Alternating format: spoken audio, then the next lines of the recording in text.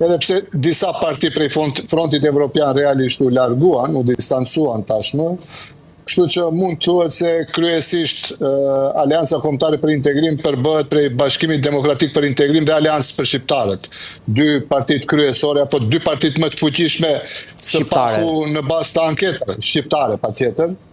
Dhe prej 16 komunave ku garojnë shqiptarët, unë besoj se në raundin e parë, sepse në Maqedoni zgjedhjet vendore në 2 raunde, në Shqipëri është në 1 raund, kështu që besoj se në 6 deri 7 komuna do të fitohet prej raundin e parë, dhe kjo do të jetë, them kështu, trigeri fuqishëm që edhe në raundin e dytë rezultati të jetë shumë i fuqishëm për Aleancën Kombëtare për Integrim, po gjithashtu në raundin e parë votohet edhe për këshilltar komunal, apo për asambleist.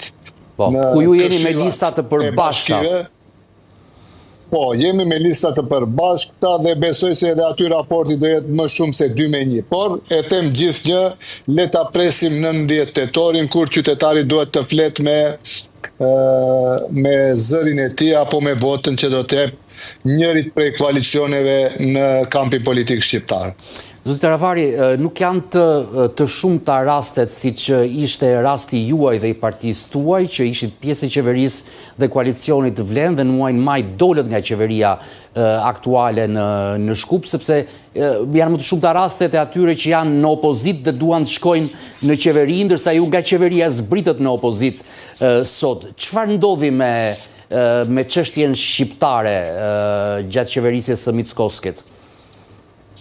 Nuk është, do me thënë, Aleanca 2 herë ka bërë këtë veprim. Vitin e kaluar, në vitin 2024, Aleanca për shqiptarët ishte pjesë e qeverisë. Po.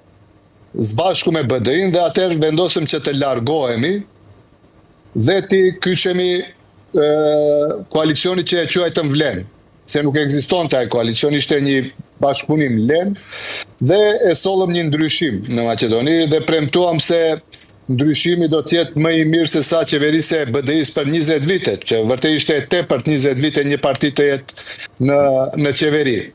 Njëherë me VMRO-n dhe njëherë me LSDM-n. Po, njëherë me VMRO, njëherë me LSDM-n, dhe ne u zotuam para qytetarëve për 4 pikat kryesore të qeverisë. Një ishte rruga europiane e Maqedonisë, respektivisht që Maqedonia së me Shqipërinë do t'i fillon dhe do t'i ecën negociatat dhe do të bëhet pjesë e Bashkimit Evropian, dhe fatkeqësisht për këtë një vit qeverisje ne konstatuam në 15 maj se nuk jemi duke shkuar rrugës ashtu si duhet, ashtu si u kemi premtuar qytetarëve, po jemi duke u larguar prej rrugës europiane, kështu sinjale mirëshin prej shumë përfaqësuesve ndërkombëtar, po edhe raporti fundit i Bashkimit Evropian tregon se në Maqedoni ka impakt të jashtëzakonshëm bota serbe nëpërmjet disa politikanëve, kryesisht të cilët janë pjesë e qeverisë. Normalisht nuk janë këto politikanë shqiptar, janë politikanë maqedonas dhe serb. Dhe kjo ishte një prej arsyeve. Pjesa e dytë, të cilën ne premtuam, ishte decentralizimi fiskal, do me thonë komunat të marrin më shumë kompetenca.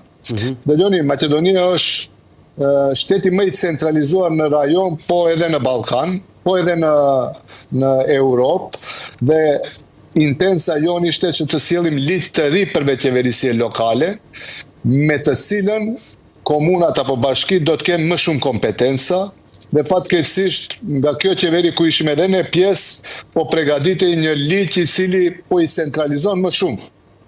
E centralizon